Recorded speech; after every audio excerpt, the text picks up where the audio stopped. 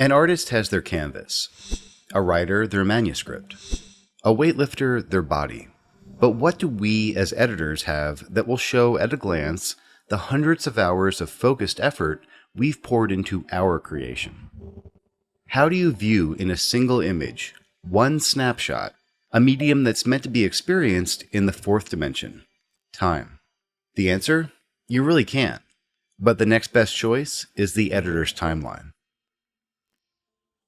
This arrangement of colored blocks is our canvas. It won't show the artistry of the edited piece itself, but it does reveal other things about our work, like duration, complexity, and thoughtful organization. Plus, they just look cool. Maybe that's why editors seem to be obsessed with sharing them. Hashtag Timeline Tuesday, anyone? So this all begs the question, is there such a thing as the perfect timeline? I would argue that there is, and it's based on these key elements. First, the timeline should be organized. You should have a system of where things go and not stray from it. Dialogue here, narration there, mono effects on certain tracks, stereo effects on others. Second, as I said, it should be consistent. Once you have your organization system, you need to stay true to it. Third, the perfect timeline should be understandable by others. This is a byproduct of consistency and organization, but it's important to mention. The timeline should allow for clear and effective collaboration with the rest of your team. That means any other editor or assistant should be able to pull it up and start working on it without needing you to explain how a jumbled mess of disorganized media made sense to you at the time. Even if you're a lone editor and you aren't working with the team yet, get in the habit of organizing your work as if you were. Fourth, the perfect timeline should reflect the workflow of your production. If you'll be passing visual effects back and forth with a vendor, plan for that in your timeline layout. If you'll be collaborating closely with a sound department or a composer, make sure that there's a designated space for their work and a way to quickly share your temp audio references with them. In short, consider how things will need to flow into and out of your timeline, and make sure it's arranged in a way that makes that as easy as possible. Fifth, the perfect timeline should function smoothly with your editing system and software. That means being aware of any performance limitations you're facing. Don't try to work with 99 audio tracks if your system is going to choke after 18. Are you going to use color coding? Will you work with the waveform visible or hidden? How large will your tracks be on your monitor? Now, one thing I want to mention is a bit of a disclaimer. The perfect timeline will vary a bit based on your specific situation. This module will be giving you a very solid template and starting point. Once you understand these best practices, you're absolutely encouraged to tweak and modify your own timeline to perfectly fit your needs and your style. But how's the old saying go? You need to learn the rules before you can break them. Coming up in the next lesson, we'll be teaching a professional system for arranging all of your video and audio tracks. All right, I'll see you in a bit.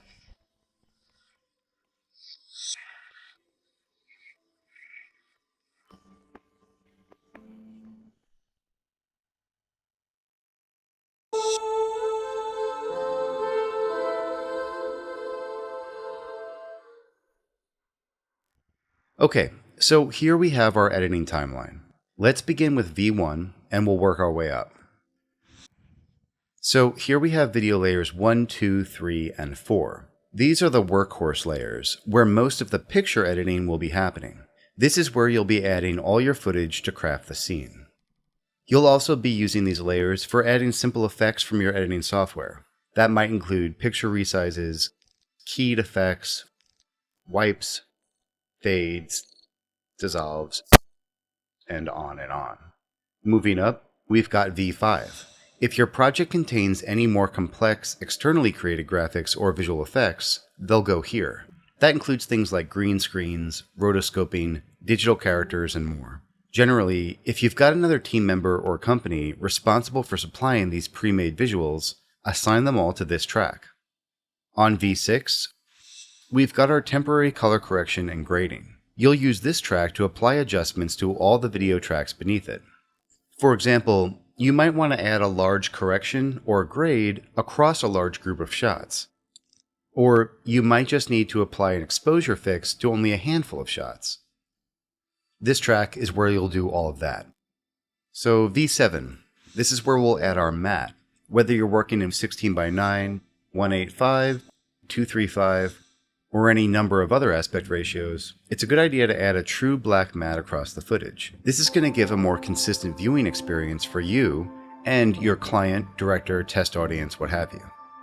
Now, above V7, this is where we've got visuals that you might want to turn on and off for various reasons. By placing this content above our mat layer, we can simply monitor below if we don't wish to view or export what's on these tracks. So what is on these tracks? Well, on V8, we've got subtitles. This is where you'll typically add text from your editing software to caption any sections of footage either spoken in a language foreign to your audience, or that might be difficult to understand in an interview or documentary format. And finally, on V9, we've got a layer of titles with information about our various visual effects.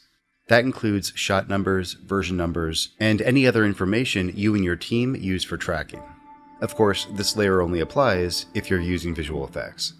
The higher we go up through our layers of video tracks, the less likely it is you'll need to use them. On complex projects with larger teams and high-end VFX, you'll use them all. On simpler projects, possibly even those being cut from final, color-corrected footage, you might only use tracks V1 through V4.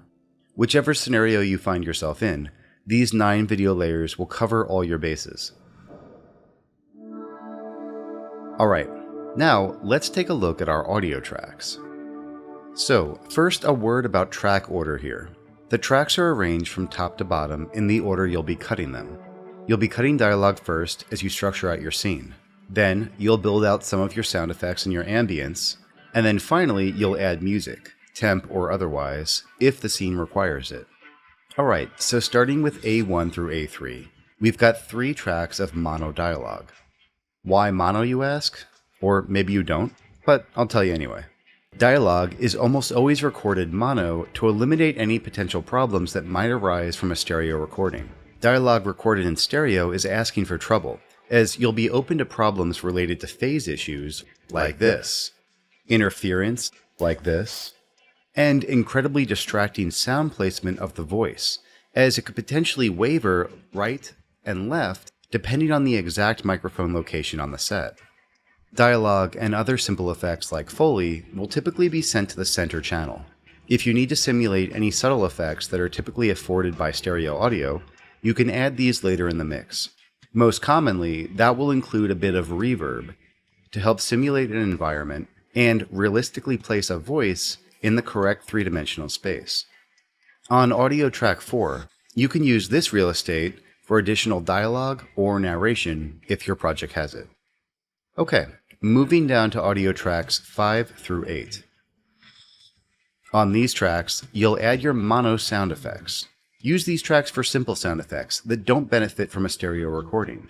That includes mostly Foley and other simple effects like a door slamming shut, a dog barking, a tire screech. You get the point. Below these mono effects, you've got 4 more effects tracks on A9 through A12. So what's the difference between these and the previous 4? These tracks should be reserved for your stereo sound effects and your stereo ambience coming in with your production audio. Also, use these to add your own third-party stereo sound effects, like room tone, ambience, or sound design that you're adding to the cut. Remember, if your software can take both stereo and mono audio on the same type of track, all these sound effects tracks can be either one. You'll basically just have 8 effects tracks in a row. But if you're using something like Avid and you need your track type to match the mono or stereo sound specifically that's being added to it, make sure these are either added as 4 stereo tracks or 4 mono pairs, whichever matches the format of your production audio. Alright, so now that we have a home for all of our sound effects, it's time for music. You'll want to reserve tracks A13 and A14 for stereo music. If your scene doesn't have music, these will just remain blank.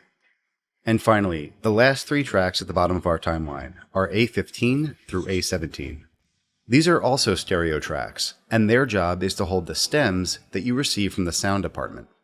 As your cut progresses, you'll likely be collaborating with a dialogue editor, a sound designer, and either a music editor or a composer. As you receive new and shiny, cleaned up versions of these elements of your mix, You add each stem here at the bottom.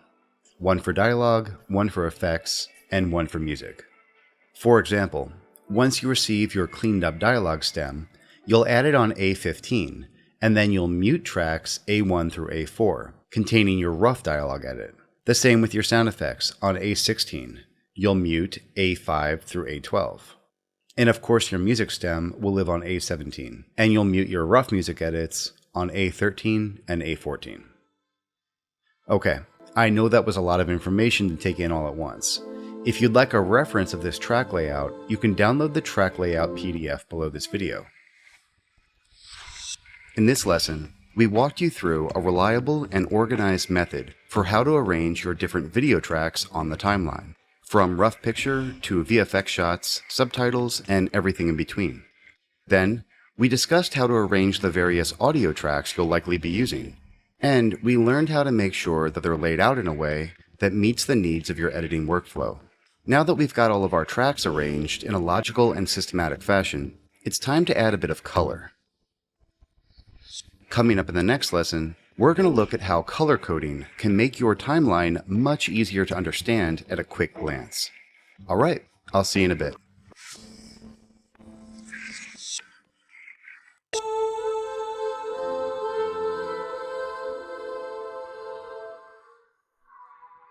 As an editor, you'll want to look for opportunities to distinguish elements on your timeline with an obvious difference in color. This is going to help you tell at a quick glance exactly what it is you're looking at. To start, you'll want the color coding to be based on the source clip colors in your project. For example, you might want all Foley effects to appear orange on your timeline. So in your bin or folder, you'd want to change the clip or label color to orange. Now, we typically don't get much into software specifics in our training, since we like to keep a focus on the creative process. However, for this to work for you, you'll want to keep a couple things in mind. Each piece of editing software handles color coding a little bit differently. If you're using Avid Media Composer, be sure to add the color column to your bin, and set your timeline clip color to source. If you're using Adobe Premiere Pro, you'll be working with label colors. You can change these clip label colors in your bin, but you'll need to make sure you go to File, Project Settings, General, and check the box that says Display the project item name and label color for all instances. This will make sure that if you say go back into your bin and change all your Foley from orange to pink, it will update the clips already in your sequence. If you're using Final Cut Pro 10, you'll be working with the Roles system, which behaves a bit differently than most other software, but is quite powerful once you get the hang of it. Specifically, you can filter and rearrange the content on your timeline by the assigned role, like titles, dialogue, or music. Whatever software package you're using, work within its available features to develop a system of color coding that makes sense to you. There are plenty of ways you can choose to assign your color coding, and it's going to be largely based on the ingredients involved in your specific project. First, let's eliminate all the existing color from our timeline. Then we'll add it back one piece at a time and discuss exactly how and why it's color-coded the way it is. This strategy will serve you well in a wide range of scenarios and is customizable to fit your specific project and workflow. We'll start at the top of our timeline and work straight down to the bottom.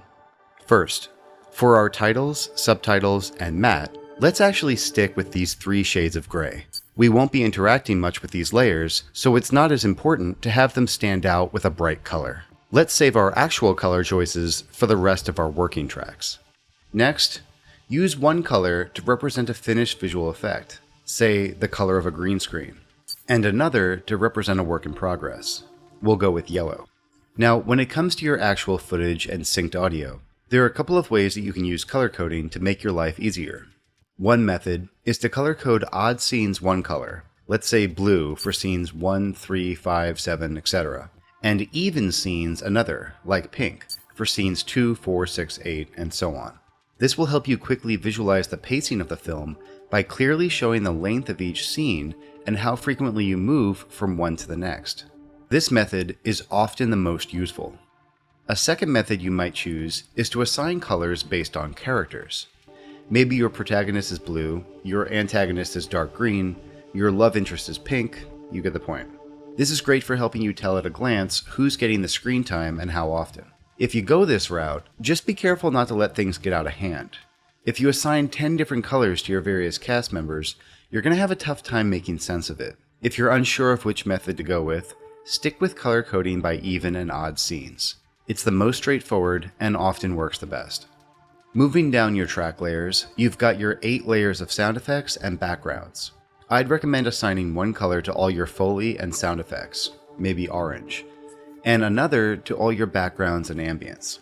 How about teal? If you want to get really organized, you can use 2 different colors to alternate your ambiences by scene. This is helpful in keeping yourself geographically oriented when you're neck deep in audio layers. Remember, any backgrounds or sound effects you pull out of the production audio will match the color that you've chosen for that particular scene, as you can see here. Next, we give all temp music a color, maybe peach. And finally, we'll assign purple to our various stems, dialogue, effects, and music.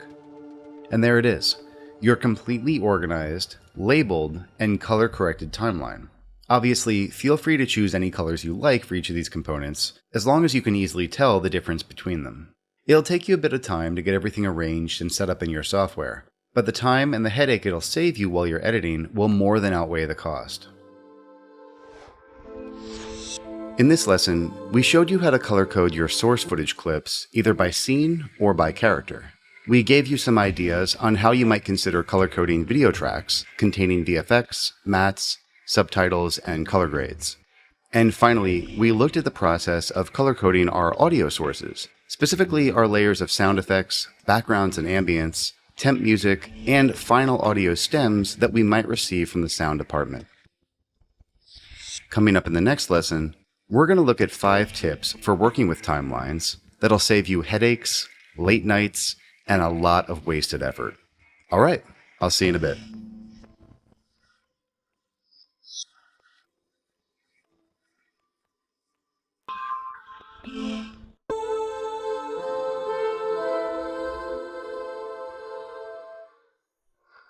All right, let's go over a few timeline tips you'll want to keep in mind while working. First, when you're labeling your timeline, or anything for that matter, I strongly recommend against using all caps. Using all capital letters results in a decreased contrast in letter size and shape, making text a bit harder to read. Just something to keep in mind as you set up your timeline and your projects in general. Next, you'll want to decide very early in a project how you'll be working with stereo versus mono tracks. We talked about this already in the audio track section, but it bears repeating.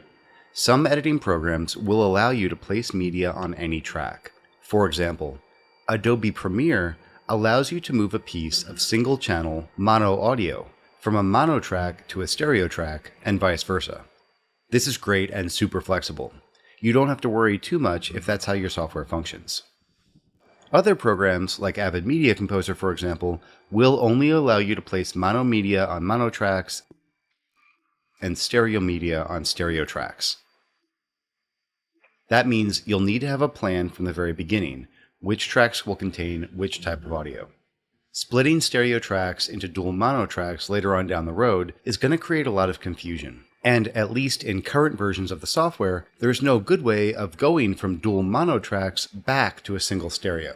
As a general rule in Avid, I'd recommend considering working with your music in stereo tracks and keeping all your other tracks mono for maximum flexibility. Third, you'll want to keep the graveyard clean. What's the graveyard? Well, it's where the footage and the audio go to die. Specifically, it's the space at the end of your timeline, where editors will often put extra shots and dialogue while working, maybe some various attempts at different sections of the cut, and any other piece of media that doesn't necessarily have a home in the final piece. This area of the timeline can tend to get a bit crowded and cause a number of problems. For one, it adds to the file size of your sequence, and is a drain on your system's resources. This might not seem like a big deal at first, but when you're on version 42 of something, and you've duplicated the sequence each time with all its extra graveyard media, things start to get out of control pretty fast. And second, graveyard media can get confusing for other editors and assistants who need to work with your cut. It's not hard to imagine someone unfamiliar with your cut needing to output a QuickTime, marking an in to an out across your whole timeline, and accidentally exporting an extra 20 minutes of junk.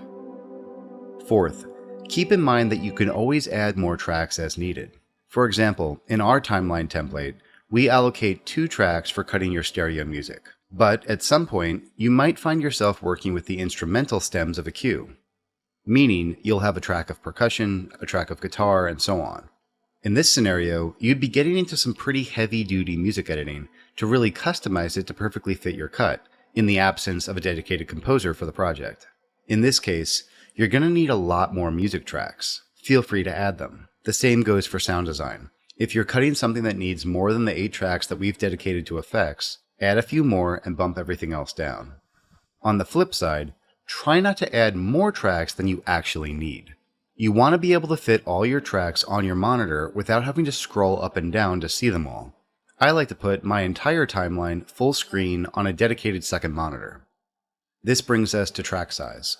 Adjust the track size based on its specific editing function. So what does that mean? Essentially, the more fine editing you'll be doing with a track, the bigger it should be.